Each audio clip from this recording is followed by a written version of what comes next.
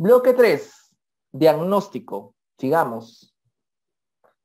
Pruebas de laboratorio y de imagen. ¿Cuál es la analítica de laboratorio esperable? Entonces, estos pacientes venían o vienen por linfopenia, con un punto de corte menos de 800, para decir linfopenia severa, trombocitopenia, algo alterado, transaminitis. Era normal encontrar en estos pacientes elevación de transaminasas hasta 2 o 3 veces su valor, y esto se resolvía en el transcurso de las semanas. DHL, deshidrogenasa láctica, también se puede elevar. PCR también se eleva, ¿no? Y acá, siendo muy enfático, la PCR era un valor predictor tal vez o más de señalización de lo que pasa a causa de la sepsis viral. El paciente llega en primera semana, PCR, oye, la PCR está llegando a 200 en la segunda semana, está infectado, dale antibióticos. No, no es así el caso. En la primera semana el PCR está en 80, por ahí, está infectado, dale antibióticos. No, acá, nuevamente recordar que este tipo de virus, ya les he dicho que hace una disociación, hace un desbalance entre la respuesta del huésped y los marcadores de inflamación, y lo que pasa es que a causa de esta elevación vamos a tener este tipo de problemas, ¿ok? Sobreuso de antibióticos. Ferritina, por ahí, ya les dije que interleuquina 6, hoy en día, por metaanálisis, ya no. También se elevaban factor de necrosis tumoral alfa, dímero D, habían prolongaciones del tiempo de protrombina, alteraciones en los niveles de troponina y CPK e injuria renal. Esos son los marcadores esperables de laboratorio que deberíamos solicitar, ¿no? Usualmente daban puntos de corte antes para interleuquina 6 más de 40 en algunos casos en síndrome de liberación de citoquinas, pero como les estoy diciendo, probablemente ya no deberíamos fiarnos de eso. Radiografía en etapa inicial puede ser normal, hasta un 20% de pacientes no tienen ningún cambio en ningún momento. ¿Cuáles son las pruebas de imágenes que son necesarias al diagnóstico? El paciente llega con severidad, ¿no? No necesariamente hay que hacer radiografías a todos desde el comienzo de la enfermedad. Usualmente los que más se van a beneficiar son los pacientes que tienen, pues, criterios de severidad y que llegan al hospital, ¿no? La neumonía severa del crítico, definitivamente una tomografía. Si no tienes tomografía, podrían utilizar un estudio como una ecografía pulmonar, que también tiene utilidad y rendimiento en estos casos. ¿Las lesiones de imágenes o extensión sirven para cambiar el manejo? No, definitivamente nosotros vemos esto, ¿no? Todo es unidad clínica, ¿ya? Eso va a quedar como una metodología que estamos utilizando acá. ¿Cuál es la clasificación tomográfica de la Sociedad de Norteamérica de Radiología? Lo típico era encontrar estos ground glass opacities infiltrados en vidrio esmerilado.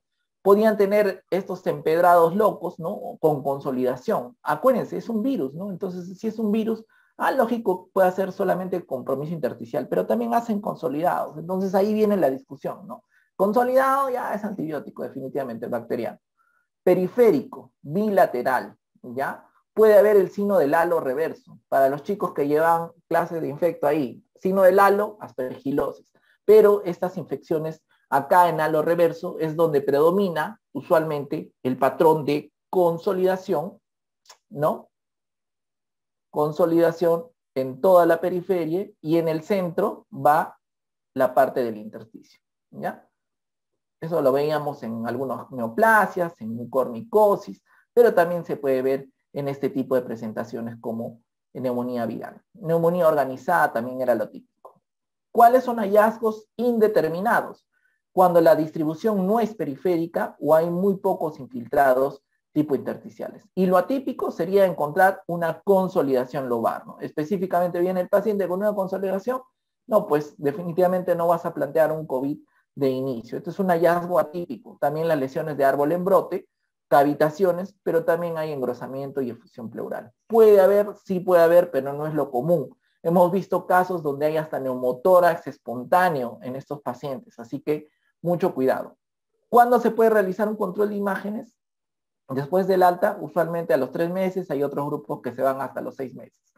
Solamente pidan control radiográfico en el paciente que está hospitalizado cuando hay sospecha de alguna nueva complicación, porque he visto que algunos tienden a hacer la radiografía seriada, ¿no? Queriendo encontrar, y si ya bajó el compromiso, si ya ahora ya de lo que está en 70 ya está en 50, no, pues usualmente no va a producirse ese cambio muy rápido en algunos pacientes, sobre todo en los que están críticos. Pruebas diagnósticas. Ok, ¿qué analiza los PCR y qué tipos de muestras existen? Hoy en día, las PCRs específicamente buscan ARN. Y miren las muestras. Teníamos inicialmente nasal, nasofaringeo, pero hoy en día, a nivel internacional, están validadas las pruebas de esputo y también de saliva, por si acaso, ¿ya? Entonces, en otros contextos van a encontrar estos dos tipos de muestras. ¿Qué analiza el test de antígenos y qué tipos de muestras existen? Busca antígenos virales, ¿no? Y solamente te aceptan la muestra nasal y nasofaringea, ¿ya? Así que usualmente una buena muestra, ¿no? Con la técnica se van al video, buscan en New England, miren la toma de muestra, ¿no? Si no está hasta el fondo, probablemente no les va a dar, van a ser causa de falsos negativos. ¿Cuánto demoran los resultados? Para una PCR, o lógicamente, ¿no? Hecha de una manera en un consenso, debería estar en 15 minutos hasta 2 días en algunas situaciones como pasa acá. Hoy en día se han implementado, tienen plataformas como por ejemplo LAMP, ¿no? Acá en Perú, que están difundidas en muchos hospitales que te van a dar este tipo de resultados rápidos. Y el test de antígeno usualmente demora, es rápido, ¿no? 15 minutos a 2 días. Ya no utilizamos las pruebas serológicas, felizmente, y vamos a ver su utilidad. ¿Cuándo se pide la prueba de antígeno? Usualmente pedimos al paciente que está sintomático, porque en ellos es donde hay mayor sensibilidad. Usualmente en el día 3 a 5 de síntomas es el momento preciso donde debería ser más útil esta prueba de antígenos, ¿ok? Esa puede ser también una pregunta. ¿Cuándo pido una prueba de ELISA o ensayo de quimioluminiscencia para detectar anticuerpos? Recuerden que a medida que pase la infección, los anticuerpos se van a ir elevando, ¿no? Entonces vamos a ir elevándose los IgG, IgM, muchas series. Creo que por ahí una alumna de BMA me comentaba, ¿no? Le pasé un artículo donde, una serie china, donde se elevaba primero se elevaba la IgG, y luego la IgM, es lo que pasaba en la primera ola, ¿no? Teníamos IgG primero, ya le dio, ¿no? Ya le dio, ya no contagia. Y a las 2 semanas, o a la semana, perdón, ha salido IgG y ahora IgM, ¿no? En estos casos, ¿no? Y empezaba la enfermedad, para variar. Entonces, en estos casos, esas pruebas serológicas van a quedar desfasadas. Acá lo que estamos buscando son pruebas de quimioluminiscencia, ya estos ensayos para detectar anticuerpos. ¿Cuándo voy a pedir?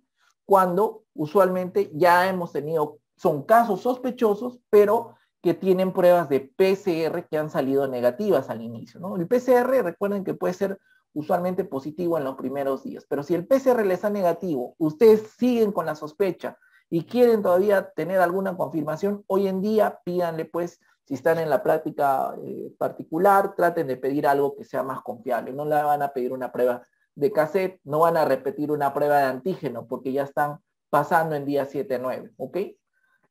¿En qué pacientes puedo pedir el panel molecular multipatógeno? Hoy en día hay paneles pues, que son muy costosos, pero que sirven para identificar múltiples bichos, ¿no? Entonces, usualmente, vamos a discutir más adelante acerca de las coinfecciones, puede detectar influenza, neumococo, pero también hay otros virus. ¿Qué otros virus circulan acá en Lima? Sobre todo en la pandemia, virus sincitial respiratorio, por ahí.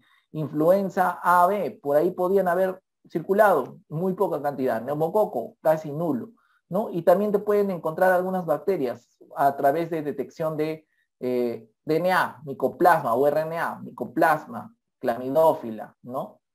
Entonces, prácticamente estos paneles multipatógenos, legionela, ¿no? Prácticamente estos paneles multipatógenos te detectaban todo esto, pero son más útiles por el tema de costos para un paciente que está crítico. Yo quisiera, por ejemplo, encontrar alguna coinfección al ingreso, ¿no? Entonces, realmente son costosos, por ahí lo dejamos, pero esa sería su utilidad.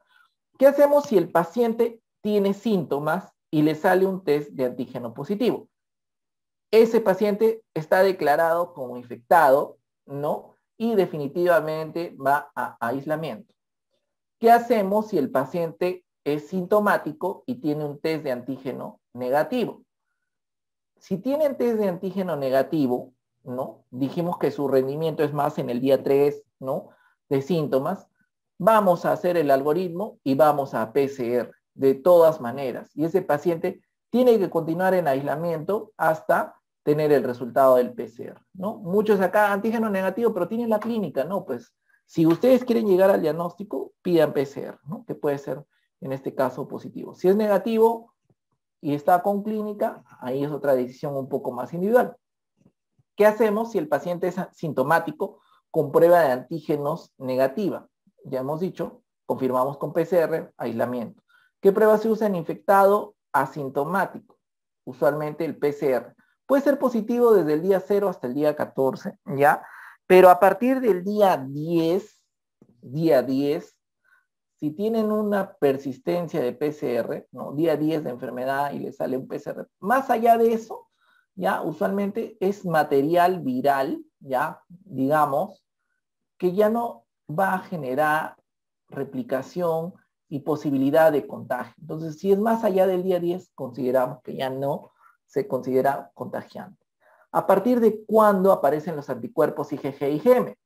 Desde el día 5 y se van a mantener elevados. En el caso de la IgG puede permanecer más tiempo, ¿no? Hasta 3 meses en este caso, pero la IgM, como dice acá, para términos generales, siguiendo lo que hemos aprendido en enfermedades infecciosas, debería ser lo primero que aparece. Sin embargo, ya les dije que habían reportes iniciales, un solo reporte que está, si no recuerdo, en una revista inglesa, donde en Nature, me parece, sí, perdón, en Nature estaba donde había ese reporte de elevación de IgG antes que la IgM. Pero para nosotros y para preguntas, quédense con IgM primero de IgG. La IgA también se puede elevar, lógicamente, ¿no? Se puede elevar luego de la IgM.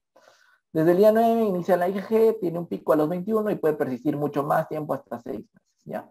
Por eso es que no servían, pues. Ahorita vamos a ver. Entonces, ¿cuándo pido estas pruebas inicialmente? Estas pruebas chinas que tenían y circulaban por todo el mundo, para estudios de cero prevalencia. Las pruebas rápidas, mal llamadas así, son para estudios de cero prevalencia, para conocer si la persona estuvo alguna vez expuesta, ¿no? O cuando te has expuesto, no hiciste síntomas, quiero saber si pasó algo a los 14 días del contacto, de la exposición, ¿no? Por ahí. Pero se utilizaron para este tipo, ¿no? Entonces acá en Perú han hecho estudios de validación de estas pruebas de campo, donde encontraron sensibilidades que podían ir desde 50% con esta metodología que no era uniformizada al inicio de la pandemia y lastimosamente fue un error en las campañas y políticas nacionales para hacer los diagnósticos, ¿ok?